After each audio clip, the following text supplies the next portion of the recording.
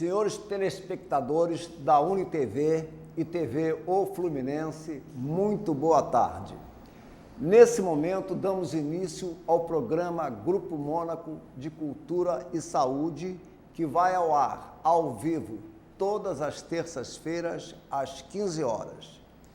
Neste primeiro bloco, temos a honra de receber como convidado o escritor, poeta e editor Anderson Fabiano, que em visita a Niterói.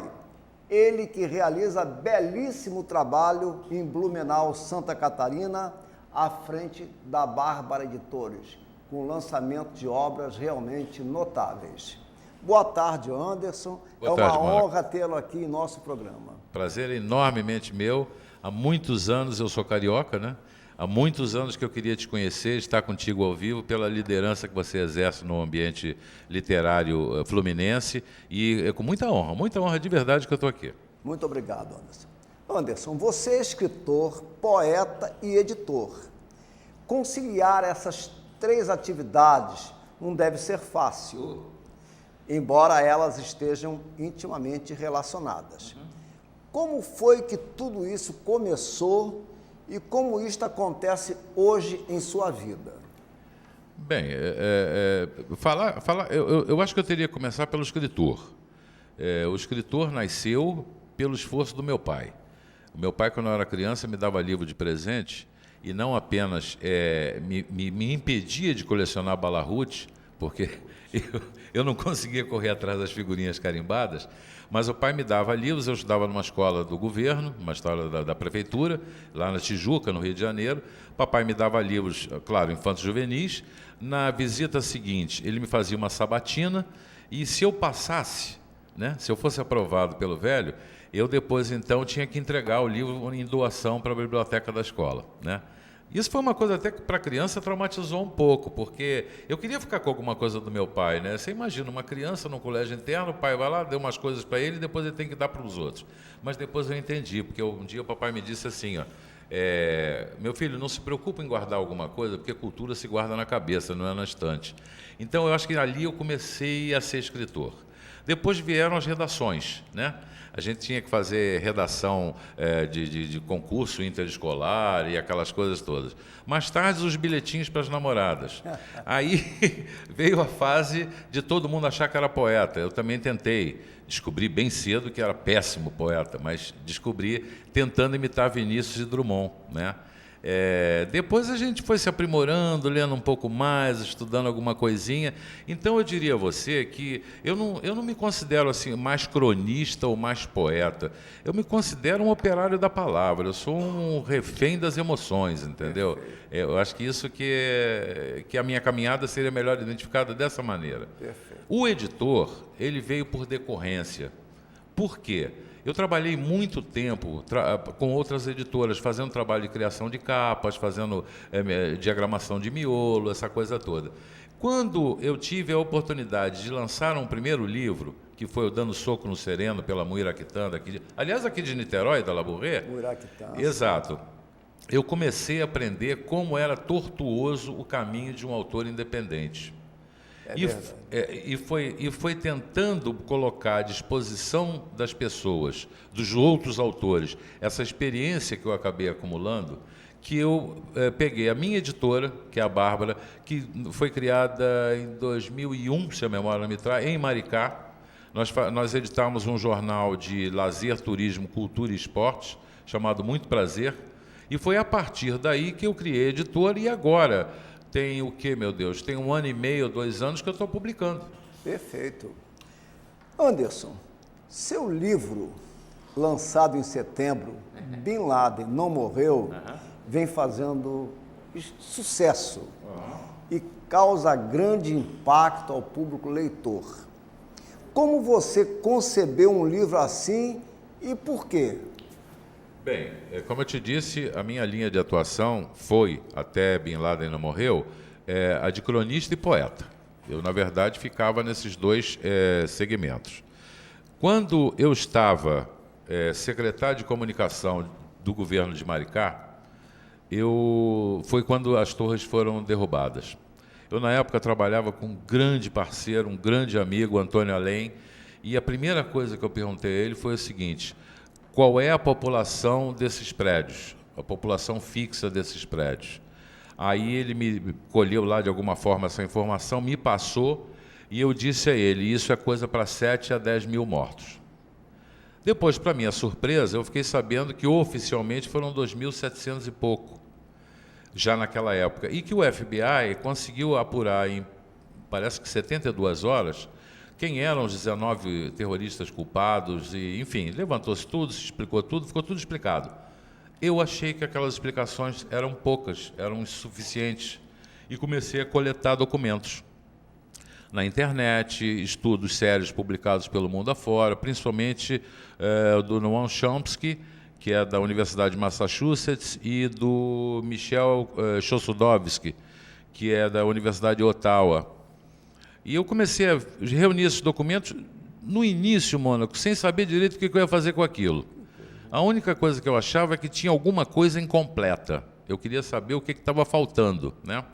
Há 2 anos atrás, o Bin Laden foi oficialmente assassinado na mansão lá de Abbottabad, no Paquistão, coisa e tal. E, de novo, versões inconsistentes vieram a público. E eu então resolvi, eu sempre gostei de puzzle, quebra-cabeça, né? Então eu resolvi montar essa história toda tentando uma interligação entre a queda das Torres Gêmeas e o desaparecimento de cena do Bin Laden. Esse é o motivo da grande repercussão do livro. Exatamente. Né? É verdade. Foi aí que o pessoal ficou, até certo ponto, chocado, porque eu, com documentos, eu não sou nem um pouco leviano, não inventei nada. Tudo que está escrito aqui eu li de alguém. Eu só fiz compilar isso. E, claro, emiti minhas opiniões, né? Agora, tem alguma coisa estranha no ar. Agora, nós sabemos que a primeira edição está praticamente esgotada. Está. Nós estamos saindo com a segunda edição agora. Como você tem divulgado agora esse livro? Como é que você tem divulgado? Bom, mais uma manha. Espero que os autores independentes estejam assistindo o programa, porque aqui vão algumas dicas, né? Eu hoje estou morando em Santa Catarina, conforme você sabe, e eu busquei me aproximar tanto de universidades quanto de prefeituras. E eu faço lançamentos regionalizados. Tá? Pelo conteúdo do livro, eu estou muito voltado para Pelo conteúdo do livro, eu estou muito voltado para o público universitário, porque eu entendo que essas cabeças que estão em formação, elas são as mais capacitadas para discutir isso.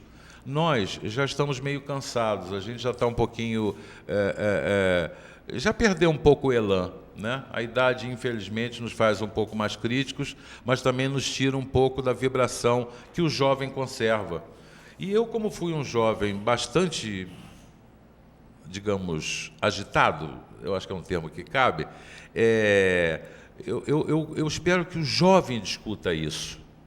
Quem está estudando sociologia, quem está estudando história, quem está estudando geopolítica, eu preciso que as pessoas entendam, e essa é a grande proposta do livro, que há uma grande manipulação da opinião pública por conta dos governos. E o que eu estou usando, então, como canal de distribuição é o cenário universitário. Obviamente que blogs, sites, tudo isso nós temos, claro. O nosso livro está à venda em livrarias também, mas, por exemplo, hoje... é dificílimo você entrar nas distribuidoras.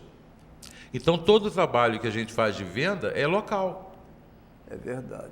Eu queria saber também o seguinte, nós sabemos que você está trabalhando na segunda edição do livro do Bin Laden. Haverá novidades? Infelizmente, ou felizmente, sim. O Bin Laden foi eu não sei até hoje qual é o verbo correto, eu não sei se foi sequestrado, morto, tirado de cena, no dia 2 de maio de 2011. 2 grupos SEALs, num total de 24 soldados, participaram dessa operação. Desses 24, 20 morreram na queda de um helicóptero no Afeganistão, abatidos pelo Talibã. Um deles se retirou da Força Especial SEAL para lançar um livro, que ele conta a versão dele sobre isso. Então, dos 24 que participaram dessa operação, só estão em atividade 3. Isso na velha gíria, me parece queima de arquivo.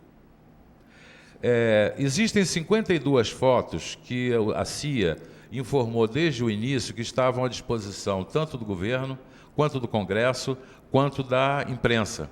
O governo norte-americano se recusa terminantemente a mostrar essas 52 fotos. Eu entendo assim, é claro que uma morte brutal, como teria sido a dele, com um tiro no olho e outro no peito, deve gerar uma imagem forte, feia, enfim.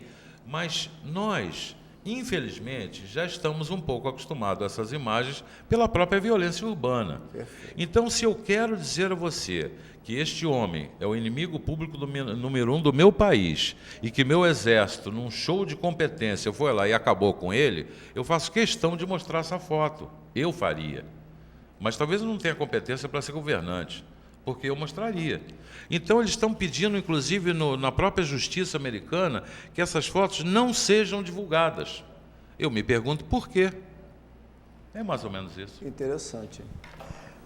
Bom, algum outro projeto literário está em curso?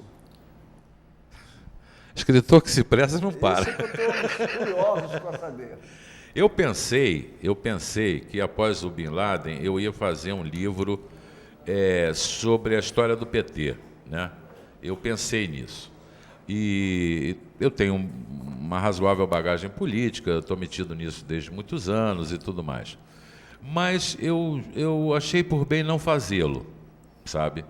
Porque eu acho que eu ia mexer em vespeiro. E eu já estou velho demais para tomar porrada, eu não estou pensando nisso. Então eu resolvi fazer duas coisas. Um romance chamado A Lata de Biscoitos, que conta a história de 3 rapazes desaparecidos durante a ditadura.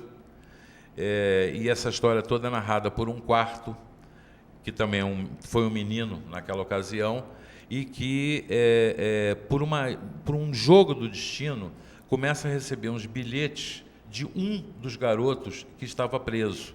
E ele, então, do lado de fora, começa a acompanhar tudo isso. Por que a lata de biscoitos?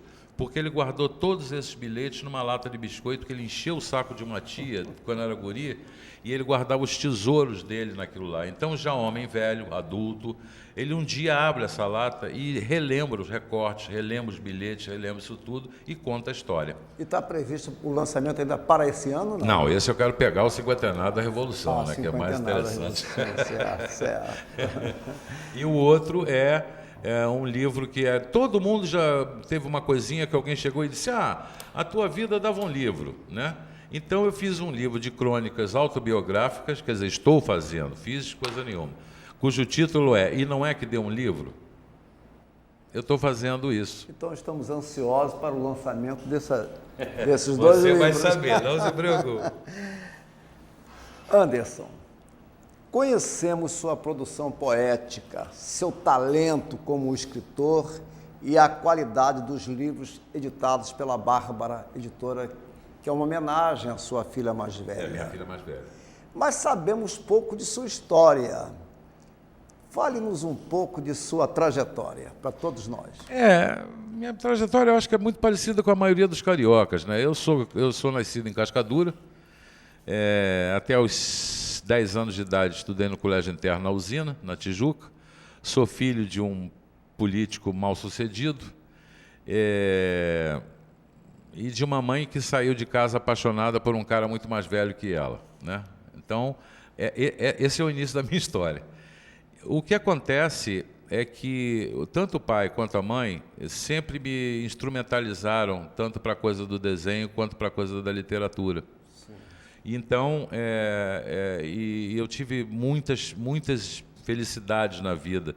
E uma delas eu tenho que citar aqui, em nome do que é correto, que foi ter sido amigo do maestro Moacir Santos, que é padrinho da minha irmã caçula, e que foi um homem que, com a sua beleza, com a sua leveza, me ensinou que eu não devia ter medo de correr atrás do meu sonho, né? E foi isso que eu fiz. Eu trabalhei muito tempo em propaganda, eu trabalhei na área... Minha formação acadêmica é administração de empresa com especialização em marketing. Fui cliente, né?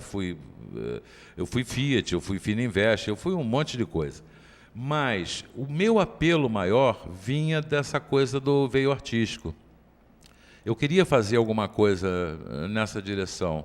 E foi caminhando sempre nessa direção que eu cheguei um dia a Maricá, porque minha mãe já morava lá. Eu saí de um casamento que me arrebentou todo e eu fui pedir asilo sentimental na casa da minha velha. Depois de uns 2 ou 3 meses de depressão, eu resolvi dar uma volta na cidade e descobri que não existia um jornal leve. Todos os jornais de lá estavam comprometidos ou pró ou contra com a questão política local. E eu criei um jornal leve, que é o Muito Prazer, um jornal de lazer, turismo, cultura e esportes. E esse jornal, de repente, se transformou num grande sucesso. E aí as pessoas descobriram que eu tinha um passado de política e foram atrás de mim pelos meus textos para que eu ajudasse a coordenar uma determinada campanha. Aí descobriram que eu tinha experiência em marketing e eu fiz planejamento estratégico para um candidato a prefeito, ganhamos a eleição e eu virei secretário de comunicação. Briguei com ele porque eu não concordei com as coisas que ele estava fazendo, voltei a fazer meu jornal, já então encontrando um campo um pouco diverso daquele anterior, porque as pessoas já me identificavam com aquele prefeito, e isso naquele momento não era bom. Eu então resolvi parar com isso tudo e me dedicar a outras coisas, passei a escrever feericamente e chegou onde chegou. E como é que esse carioca inveterado foi parar em Blumenau? Aí é o amor, aí não tem jeito.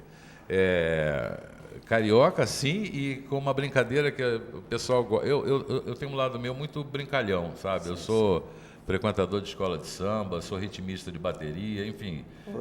Eu tenho esse lado esquisito assim também. E eu costumo brincar sempre dizendo o seguinte: eu sou Vasco e sou Mangueira, o resto eu negocio, né? Eu conheci minha mulher na comunidade de escritores. Ela também é escritora, uma poetisa brilhante, Helena Chiarello, escreve muitíssimo bem. E nós começamos o nosso relacionamento efetivamente a partir da poesia. Nada mais verdadeiro do que dizer isso. Então, eu comentava a poesia dela, ela comentava a minha, e assim a coisa foi. Um dia a gente ficou amigo, sem nada, absolutamente nada, até que, num dado momento, aquela amizade evoluiu e houve a necessidade de nós tomarmos uma decisão. Ficar só no e-mail não ia dar certo, né? Ficar no MSN, pior ainda, que aquilo é um negócio torturante, né? Pior do que chupar picolé sem tirar o papel, né? É um negócio de louco aquilo. Aí se decidiu. Aí eu disse: mozão, ou você muda para o Rio ou eu me mudo para aí.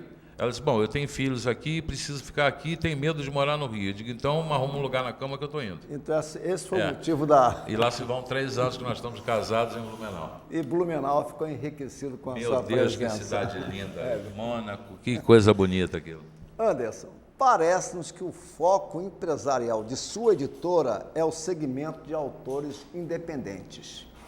Como está esse mercado no Brasil, o seu modo de ver? Você encontra dificuldades para divulgar esses autores? Eu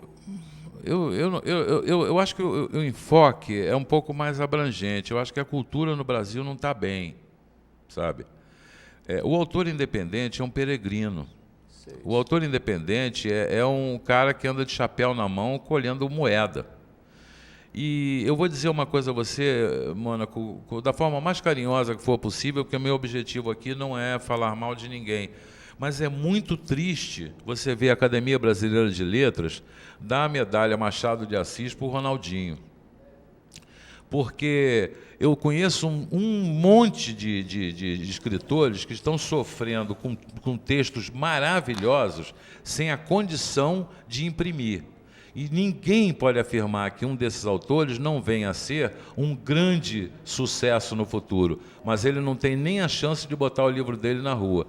E o Ronaldinho, eu não sou Flamengo nem Atlético, mas tenho que reconhecer que foi um belíssimo jogador enquanto quis jogar bola.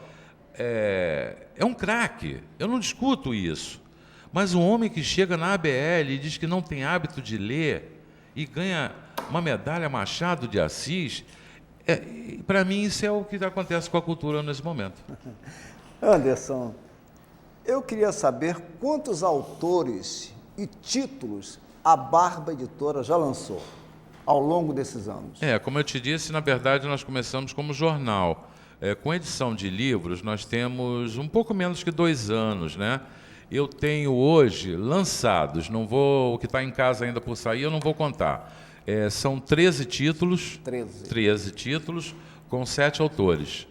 6 porque um sou eu, então 6 autores. Certo.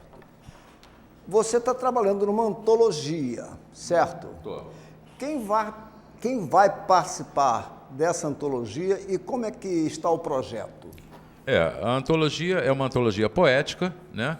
E ela tem o título A Palavra Convida, né? Onde esse convida tem duplo sentido, e nós estamos basicamente buscando poetas que estejam dispersos pelo Brasil, mas cuja qualidade dos textos, já por nós previamente pesquisado, são poetas de qualidade. Particularmente, existem 3 grupos aí desse livro que interessa ressaltar. Um é o Café com Poesia de Juiz de Fora. É um grupo brilhante de poetas de extrema expressão, todos eles blogueiros, mas com alguns livros, todos independentes, publicados. Então não chegaram ao grande público. Já em Blumenau, existe a Sociedade de Escritores de Blumenau, onde você tem 2 subsegmentos, que um é de poetas e o outro é de cronistas, digamos assim.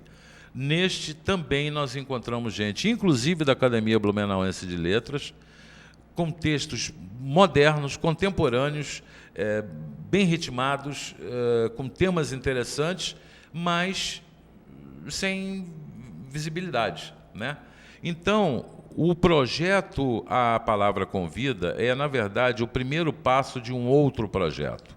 O que nós queremos, desculpe, o queremos é um pouco pretensão, mas o que nós desejamos é que as pessoas parem de ver a poesia como um subproduto da literatura brasileira. A poesia tem a sua graça, tem o seu espaço. A poesia, quando se fala, não é batatinha quando nasce, esparrama pelo chão. Isso é uma coisa que a gente fazia no tempo de colégio. Mas a poesia é brilhante e as pessoas precisam entender que quando elas se emocionam com uma letra de música, elas estão se emocionando com uma poesia, apenas uma poesia musicada. E o nosso objetivo, então, é tentar desmistificar essa coisa de que poesia é coisa chata.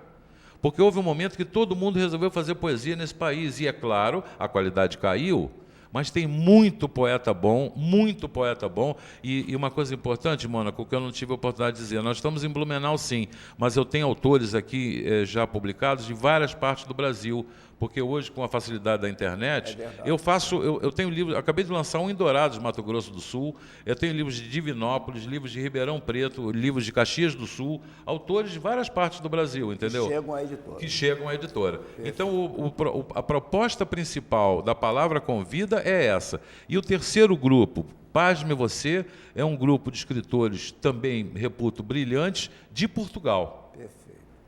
Pela sua experiência como autor e editor, qual a sua opinião sobre o movimento da literatura brasileira? Você acha que vale a pena? Eu acho que depende do lado da mesa que você está sentado, né? Como eu te disse antes, eu tenho uma visão um pouco, eu não diria pessimista, eu diria crítica em relação à cultura como um todo no Brasil, né? Eu advogo a tese que o movimento da ditadura massacrou com a cultura brasileira e algumas coisas foram recuperadas, outras não. Então eu diria a você o seguinte, vale a pena? Vale, mas você tem que saber que você é um Don Quixote 24 horas. Perfeito. Eu queria saber, Anderson, você que é uma figura importante em Blumenau, no meio literário, como você vê o atual movimento literário em Blumenau, Santa Catarina? Na verdade, é uma diferença muito significativa entre o Sul e o Sudeste brasileiro em termos de atividade cultural, né? Você tem um contingente de escritores muito bom lá, todos eles imprimem com editoras do Rio e de São Paulo, né? Mas o ambiente é muito profícuo. Há uma diferença de seriedade. Eu sou carioca, eu posso falar isso com absoluta tranquilidade. Há uma diferença de seriedade quando as pessoas se envolvem com as coisas lá e quando elas se envolvem com as coisas aqui. Então eu diria a você que o movimento em Santa Catarina, ele é bastante atuante, bastante atuante. Há academias, inclusive. A academia, há promoção de eventos públicos gratuitos, há uma fundação cultural em Blumenau, por exemplo, que é extremamente ativa, com uma série de iniciativas voltadas para os diversos segmentos da atividade cultural, enfim, e a coisa funciona. Tem um teatro lá belíssimo, que é o Carlos Gomes. E você faz parte de alguma instituição cultural? Na verdade, eu fui convidado agora para entrar para a Sociedade de Escritores de Blumenau. O que eu estou vendo apenas é como seria melhor, se eu entraria como escritor ou como editor. Né? Eu estou avaliando isso, porque eu sou carioca, né? Então eu gosto de pisar no sapatinho, eu gosto de chegar devagar, eu vou descobrir meu espaço lá, eu não sei ainda qual é não, mas eu vou descobrir. Mas lá você é um editor que tem um renome, reconhecido também no meio literário. Apesar dos alemães, né? A gente já começa a ser conhecido. É verdade. Eu queria saber de você, Anderson, alguns autores que te marcaram tanto na literatura brasileira como também na literatura estrangeira. Você podia destacar, assim, alguns nomes? Bom, eu tenho um livrinho, um autor de cabeceira, que é Hermann Hesse, né? Esse eu tenho a impressão que eu li tudo que saiu em português. Aldous Huxley, enfim, outros assim. No Brasil, eu tenho alguns, particularmente poetas, né? Vinícius, Drummond. Eu tive a felicidade de ser amigo de Paulo Gomide, esses assim. E fui aluno de português de Geraldo França de Lima. Então, eu tenho um carinho enorme por ele, Geraldo né? França de Lima. Exatamente, acadêmico e tudo mais. Serras Azuis, enfim, livros muito bons. E, claro, você não pode fugir nunca dos Guimarães Rosa, você não pode fugir dessa turma. Jorge Amado, pelo amor de Deus. E aí, a gente tem um celeiro bom, sabe, Mônaco? Você falou no Aldous Huxley, que marcou com o admirável Mundo Novo, Contraponto, né? Isso. O Hermann Hesse, que foi notável com Lobo da Steppe, Demian, e Siddhartha e tantas outras obras. O Jogo das Contas de Vida, Debaixo das Rodas. Considerações finais. Mônaco, do fundo do coração, eu só tenho que te agradecer por esse espaço. Na verdade, eu sou daqui, estou fora, experimento hoje essa coisa de viver fora da minha cidade, né? E a oportunidade que você está me dando e essa emissora levando essa mensagem a um segmento tão importante para mim, que é o segmento universitário, o pessoal daqui do lado fluminense do estado, né? Eu só tenho a te agradecer, deixar as portas da minha editora abertas para você e proclamar o meu carinho por você. Muito obrigado. Agradecemos a presença do poeta, escritor e editor Anderson Fabiano em nosso programa. Ele que veio de Blumenau, Santa Catarina, brilhando naquela terra e nos fazendo felizes com a sua presença aqui. Agora um ligeiro intervalo e retornamos para a apresentação do segundo bloco. Até já.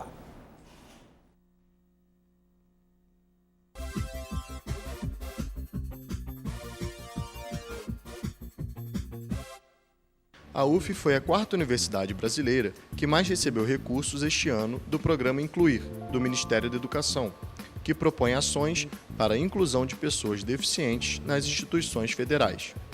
O Núcleo de Acessibilidade e Inclusão Sensibiliza UF esteve presente no acolhimento estudantil e está cada vez mais trabalhando para atender aos deficientes na Federal Fluminense.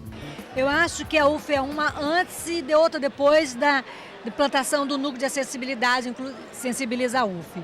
Uma grande prova que nós estamos aqui é o caminho acessível do Graguatá, construído pela locomoção de cadeiras de rodas, pessoas com mobilidade reduzida e deficiente audiovisual, que possibilitou o acesso e a permanência dos alunos com alguma deficiência. E essa é a nossa luta, é adaptar a universidade para atrair, manter e levar para o mercado de trabalho pessoas com deficiência capacitadas.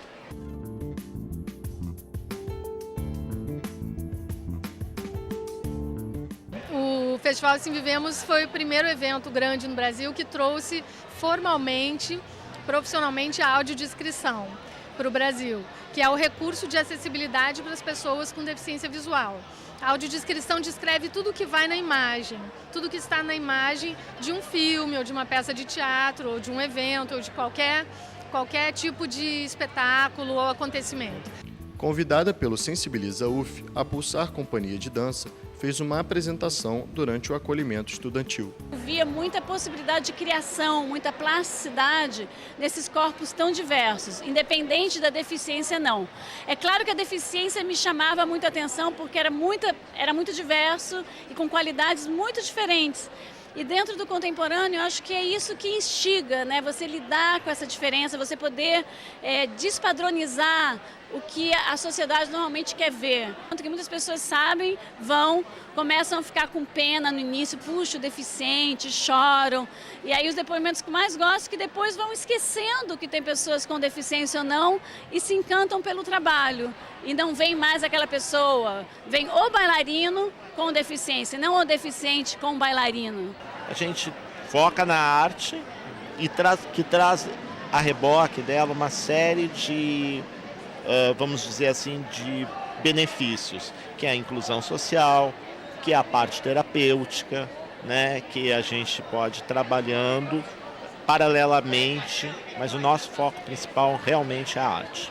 O que interessa a dança contemporânea são os movimentos diferentes, são os diversos corpos. Você não tem um corpo padrão na dança contemporânea, nenhum movimento padrão, né? Então, é exatamente o material, a matéria-prima da dança contemporânea é exatamente essa diversidade.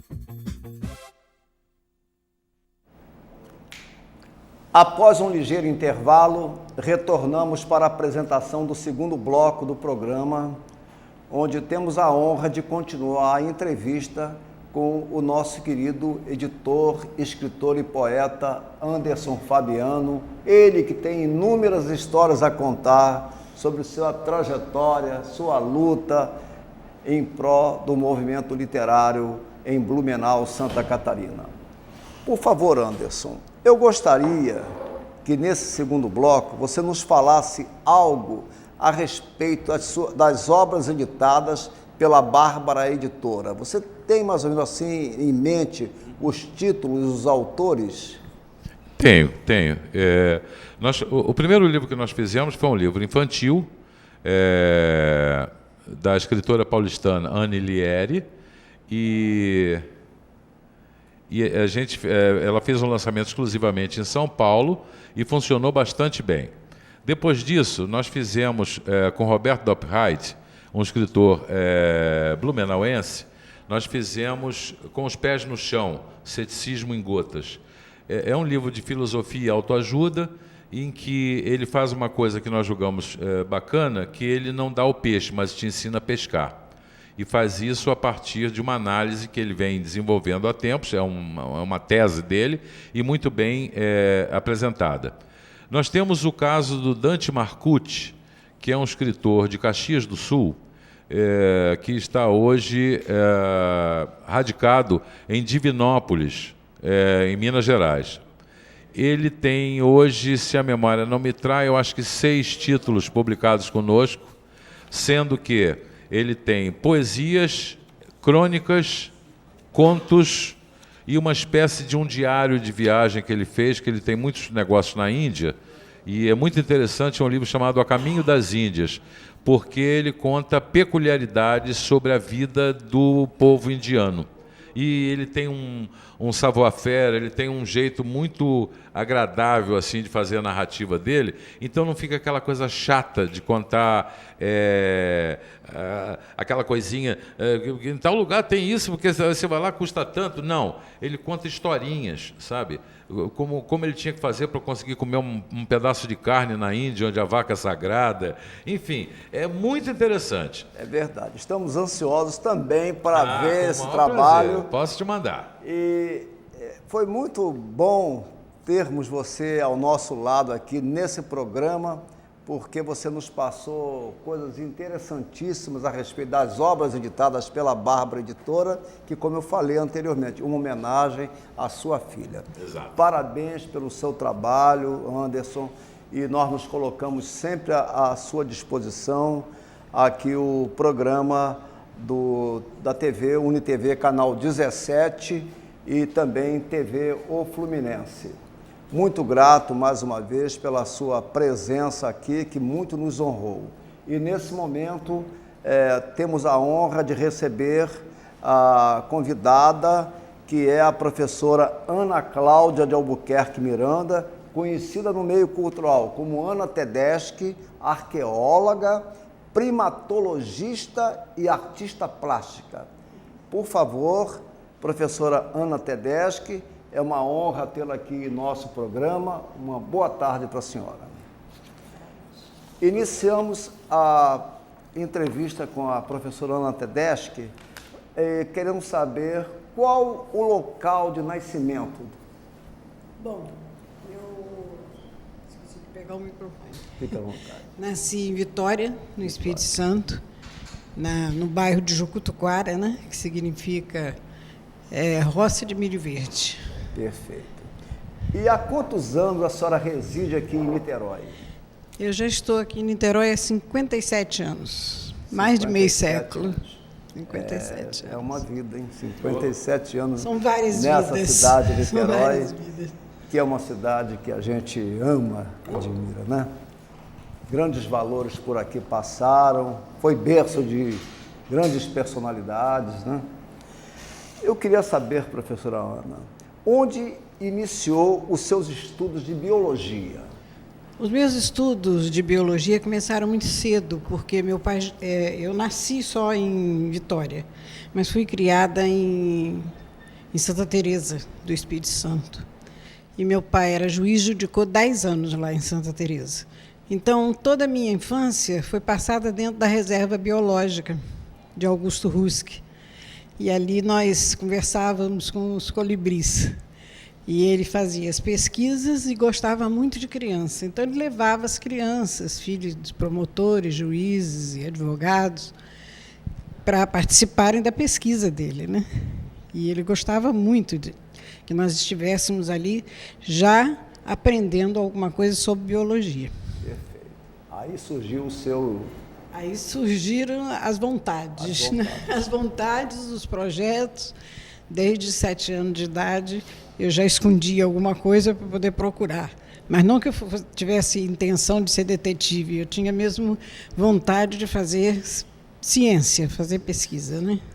Aliás, a biologia é uma matéria muito interessante. A biologia é muito interessante, mas eu tive a oportunidade de errar e de consertar o meu erro. Porque quando eu fui fazer arqueologia, aqui no Rio de Janeiro, que eu queria fazer aqui no Brasil, a Faculdade de Arqueologia estava sofrendo intervenção federal. E aí a Estácio de Sá comprou. Quando a Estácio comprou, eu estava fazendo História, no Pedro II. Aí eu pedi a transferência para a arqueologia e tive o prazer de fazer arqueologia no Brasil. Perfeito. E eu queria saber, professora Ana, o que chamou a sua atenção aqui em Niterói? Niterói, eu sempre estava ligada à parte de ciência, de pesquisas, de descobertas. E quando eu estava lecionando, que era ainda uma garota, né? Estava dando aula para curso primário, eu já coordenava o curso São José, ali na Oswaldo Cruz, eu ouvia falar que toda vez que faziam uma terraplanagem, que estavam preparando algum local para edificar, fazer um edifício, né, maior, porque tinha muitas casas em Niterói nessa época, eles comentavam alguma coisa a respeito de igaçabas. E eu ficava preocupada, porque o que serão igaçabas?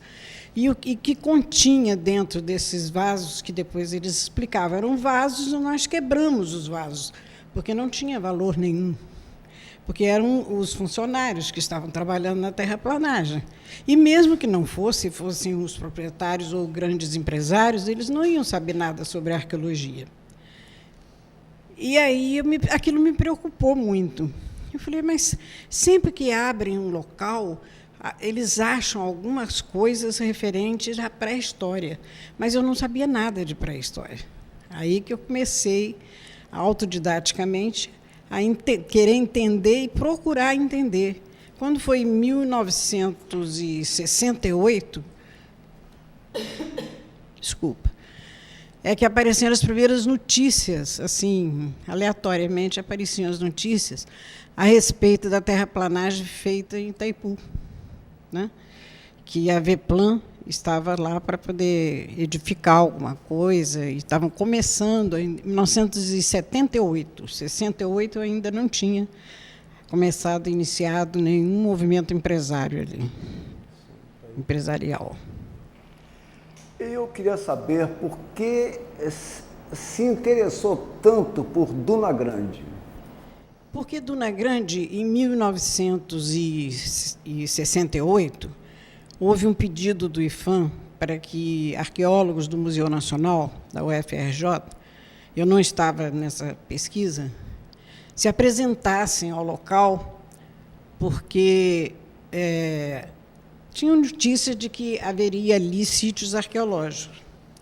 E a professora Lina Knaip, que foi a minha orientadora, ela fez a primeira visita, que foi a visita junto com a Maria da Conceição Beltrão, que é o nosso GPS, eu digo, né, na pré-história do Brasil, porque ela sempre nos orientou e orientou a maior parte dos pesquisadores brasileiros.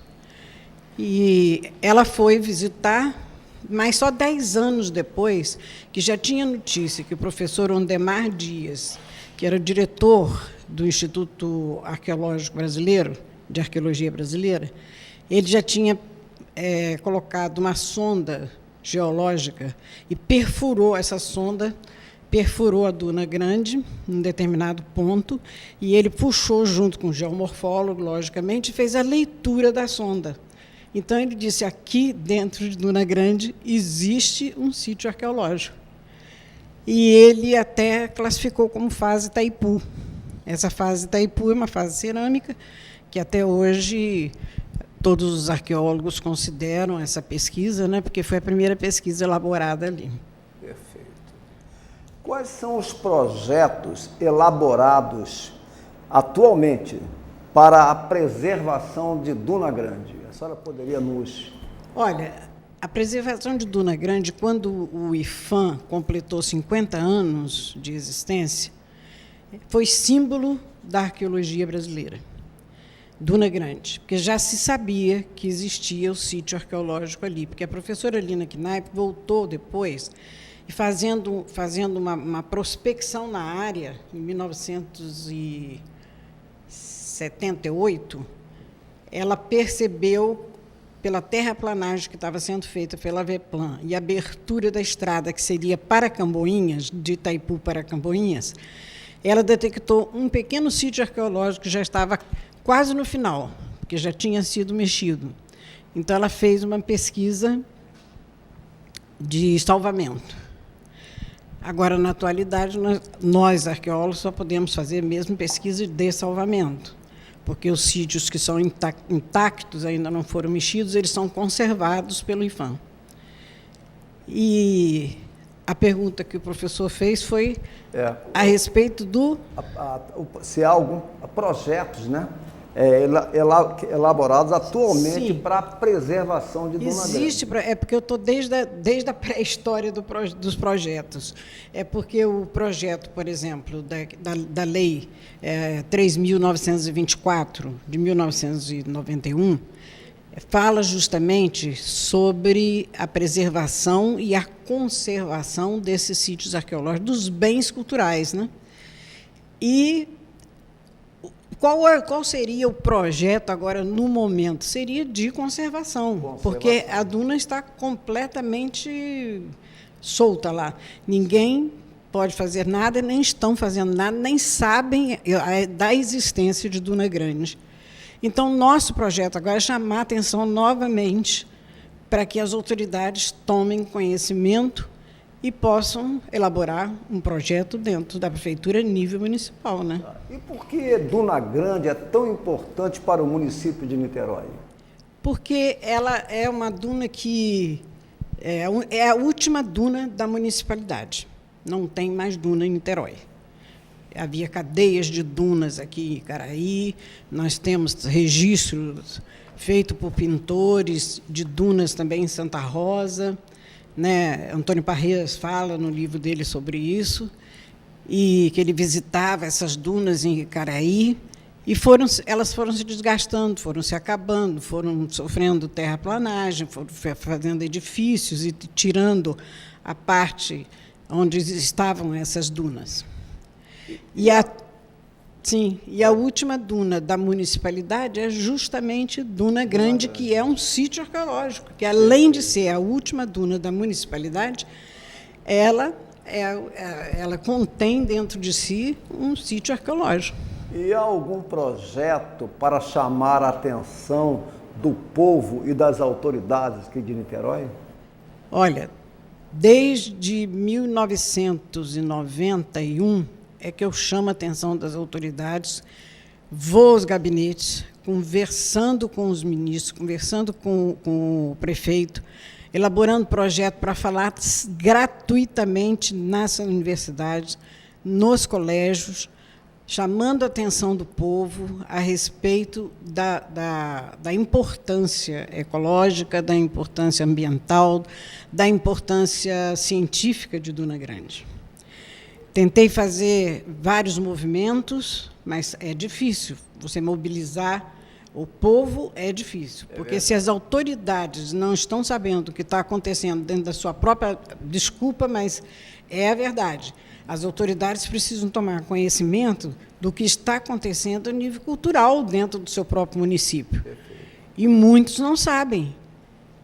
Muitos não sabem. Para mim, isso já não é mais uma novidade, sabe? Enfrentar uma autoridade que não sabe que Duna Grande é um sítio arqueológico, por isso tanta importância. E sendo a última duna da municipalidade, se você quiser ver uma outra duna, você precisa sair daqui para Cabo Frio ou para outro município qualquer, porque aqui não vai encontrar mais. E Camboinhas também, a importância de Camboinhas, onde estão os índios agora fixados. Né, esses índios que vieram de Paraty para aqui. Estão em Camboinhas, né? Estão em Camboinhas. Mas eles foram mal informados, porque ali já não existe mais vestígio nenhum de sítio arqueológico indígena, porque a primeira camada, a camada superficial, já foi destruída, que era a camada mais moderna da época do descobrimento do Brasil, e as outras camadas, aos poucos, elas foram se desgastando pela terraplanagem, e as 3 ou 4 ou 5 últimas camadas que foram pesquisadas, quando o arqueólogo vai para o campo e faz a sua pesquisa, ele escreve um livro, mas ele termina com o ambiente. Aquele ambiente ali não existe mais. Mas ele não existiria, porque justamente a pesquisa foi feita uma pesquisa de salvamento, para salvar os últimos vestígios arqueológicos que ali existiam. Então, a importância grande seria, no projeto de tombamento, a nível municipal. É isso que eu estou trabalhando e pedindo para que as autoridades tomem conhecimento e que a gente possa fazer um grande movimento a esse respeito. E como poderemos participar deste projeto para a preservação? Como poderemos?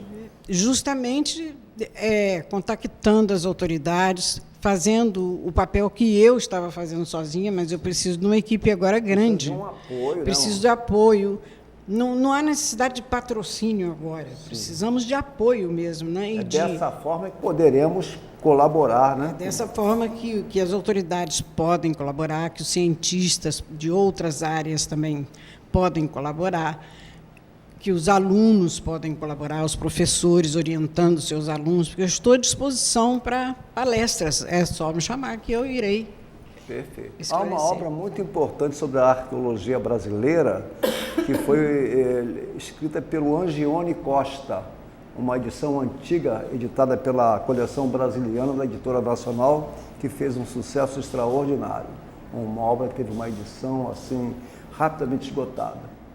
Essas obras todas foram feitas em época, vamos dizer, pré-histórica, né? Em que da própria arqueologia, porque a arqueologia agora evoluiu de tal maneira que nós temos processos e metodologias de pesquisa que são comparáveis às pesquisas feitas no Museu do Homem de Paris. Então, nós temos muita tecnologia, muita metodologia, mas não temos grandes patrocínios. Então, a arqueologia fica um pouco estagnada. Mas nós temos datações de carbono 14, de termoluminescência, feitas aqui na Bahia, os laboratórios trabalhando nesse sentido, São Paulo também. Então, temos muitos arqueólogos que foram os primeiros, né? Os pioneiros na arqueologia brasileira. Mas agora continuamos com também pesquisas arqueológicas bem profundas e bem científicas. Professora Ana, em seu belíssimo e rico currículo, consta primatologista. Por que primatologista? É interessante, né? A pessoa, quando começa a fazer uma pesquisa, abre-se um leque tão grande e é tão bonito para quem gosta realmente de pesquisar, que a gente não para. Eu agora já estou quase com datação de carbono 14 e não estou parando. Todo dia eu tenho um projeto diferente, né? E essa primatologia aconteceu de uma maneira muito interessante, porque há muitas pesquisas que são aleatórias, né? Aparecem sem a gente nem imaginar que vai aparecer. E quando eu estava na faculdade, me deram alguns ossos, porque eu estava na antropologia física do Museu Nacional, e me jogaram alguns ossos assim na mesa onde eu estava e disseram: você entende de antropologia física humana? Veja o que é isso. Eu falei: bom, a priori eu posso dizer que não é osso de criança, se é que vocês estão pensando nisso. Mas eu nunca podia imaginar que estava deparando com ossos de macaco, porque eu estava na antropologia física humana.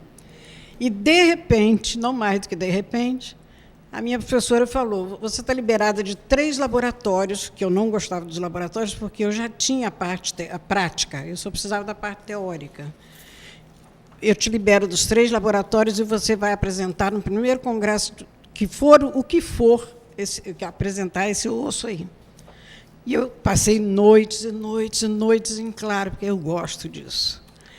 Aí consegui saber, eram ossos de macaco. Ossos de macacos, e eu pareei, então, os ossos dos macacos atuais com os ossos dos macacos da pré-história e com já o objeto elaborado, que eram as pontas de ossos que tinha no Museu Nacional. Então, eu tinha as 3 categorias e poderia formar produzir um trabalho científico. E apresentei esse trabalho no primeiro congresso de primatologia, e o meu professor, que era russo, disse: eu nunca vi uma coisa dessa, aparecer assim uma arqueóloga e que vai, detectar ossos de macaco, e realmente ele comprovou que aquilo era verdadeiro. Fizemos a datação e consegui levantar 3 macacos que ainda vivem na atualidade aqui no Brasil, em Magé, na área de Magé, porque eles tinham como se fosse assim uma oficina de ossos, onde eles trabalhavam os ossos, onde eles faziam as pontas, né? E ele ficou assim encantado e levou para a Rússia essa notícia. Foi muito bom. Perfeito. E temos ainda esses três macacos que foram identificados por mim, estão por aí. É o muriqui, que tem a cidade de Muriqui, que é o Bracteles arachnoides, que é o maior primata neotropical. Temos o Aloata fusca-fusca, que é o macaco roncador, e temos o mico-leão. Não pude detectar se era dourado, porque eu só tinha os ossos, mas é o mico-leão. Interessante. Esse roncador é o bugio? É o bugio. É o bugio. Professora Ana, a senhora é membro do Instituto Histórico e Geográfico de Niterói, atualmente presidida pela professora Franci Machado Darigo. E recentemente proferistes uma bela palestra, porque eu tomei conhecimento, nesta instituição. Qual foi o tema abordado? Bom, o tema abordado foi Conheça a Pré-História de Niterói, que é muito bonita. Porque os historiadores, eu estou dentro de uma instituição de História e Geografia, mas o geógrafo pode ser um arqueólogo e o historiador também pode ser um arqueólogo. E o arqueólogo também pode ser um geógrafo ou um historiador. Ou biólogo, ou outra que tenha... Porque agora nós trabalhamos com transdisciplinaridade, nem é mais interdisciplinaridade.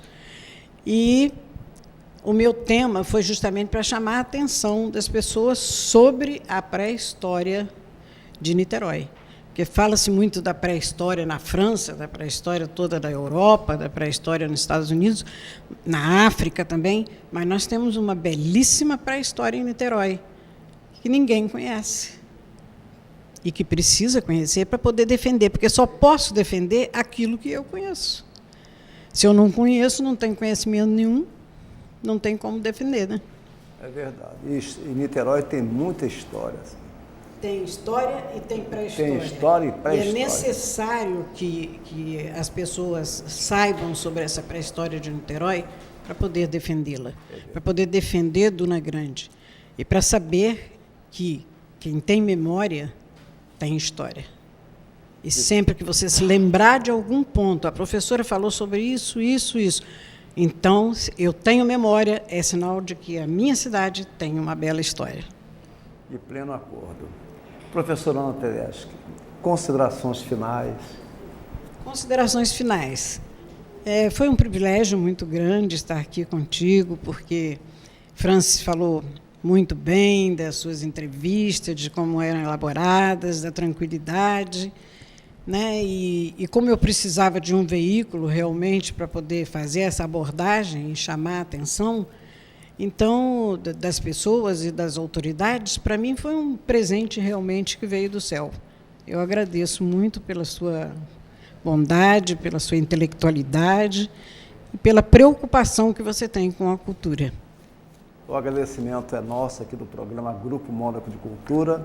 Foi uma honra ter no nosso programa a professora Ana Tedeschi e também o professor Anderson Fabiano, editor, né? E com isso, nós, antes de encerrarmos o programa, queremos noticiar que na quinta-feira, dia 23, no Instituto Histórico e Geográfico de Niterói, teremos a palestra sobre Honório Hermeto Carneiro Leão, que é o Marquês de Paraná, que será proferido pelo historiador Raimundo Neri Stelling. E depois José de Souza Azevedo Pizarro, que terá a palestra proferida pelo professor Marcos Vinícius Macedo Varela. Isso na quinta-feira, dia 23, a partir das 17h30. Despeço-me agradecendo a presença da arqueóloga, primatologista e artista plástica Ana Tedeschi e também do editor Anderson Fabiano e nosso programa. E também agradecemos aos distintos telespectadores. Até a próxima semana e muito obrigado a todos.